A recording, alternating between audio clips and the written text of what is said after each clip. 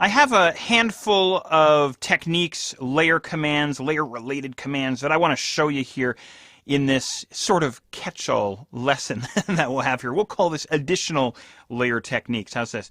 So check this out. We'll start off with the first one here. What we can do is we can link our layers together, which is really cool. So right now I'm on my Move tool, by the way, and if I grab one of my layers out of the layers panel, let me twist open my layer groups here. For instance, if I grab the statue layer and I move him around, of course he's going to move around independent of all of the other layers, right? And I just hit undo there just to remove the move that I just did there. Or perhaps the smart object, the text object that we have there, I can drag him around independently of all of the other layers inside the composition. Well, maybe what I want to do is I want to link two layers together. And I can definitely do that. What I'm going to do is I'm going to select the text layer. I'm going to hold down Control Command once again, and I'll grab the stripe layer as well. And then what I'll do is I'll head up to the Layers panel menu, way up in the extreme top right corner.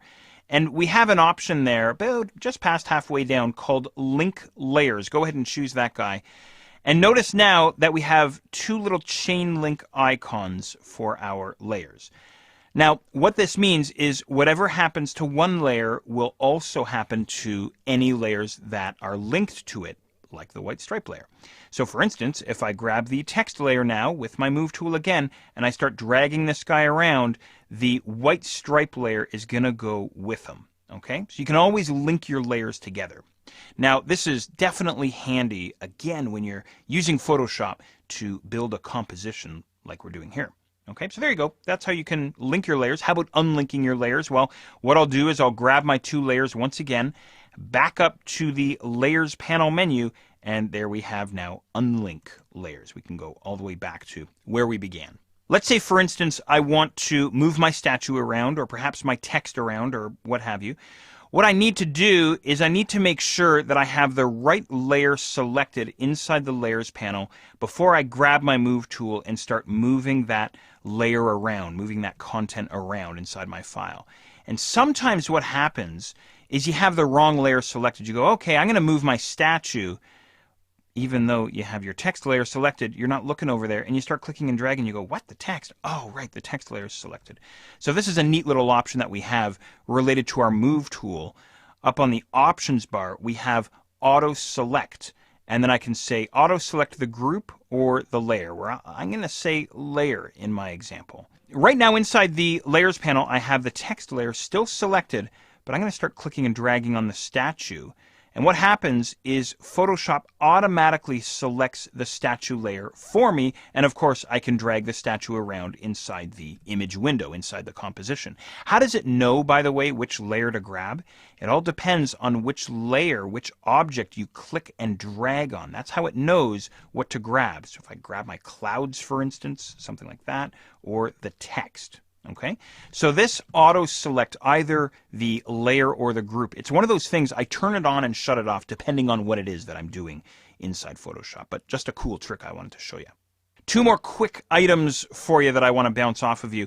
What we can do is we can merge two layers together if we are so inclined. So for instance, I could take my text layer and my white stripe layer and I could merge them together.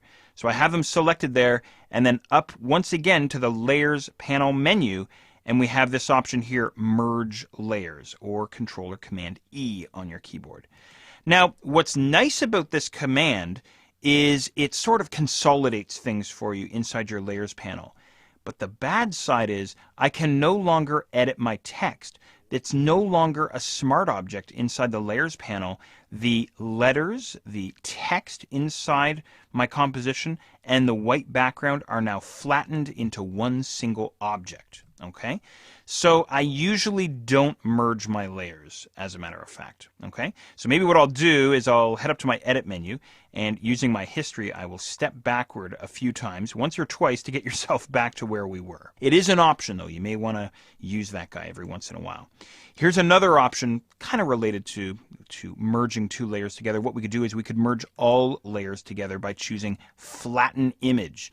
Now, this Flatten Image option I very, very rarely use Basically what it does is it flattens or compresses the entire image down to one single layer. So I can no longer move the white stripe around. I can no longer move the text around, let alone edit the text. The clouds are locked and the statue is locked as well. The only time I might do this is if I have to send a native Photoshop file, perhaps to a service provider or a service vendor or something like this, and I don't want them messing around with my composition. But of course, I save a copy. I keep the original fully layered file available.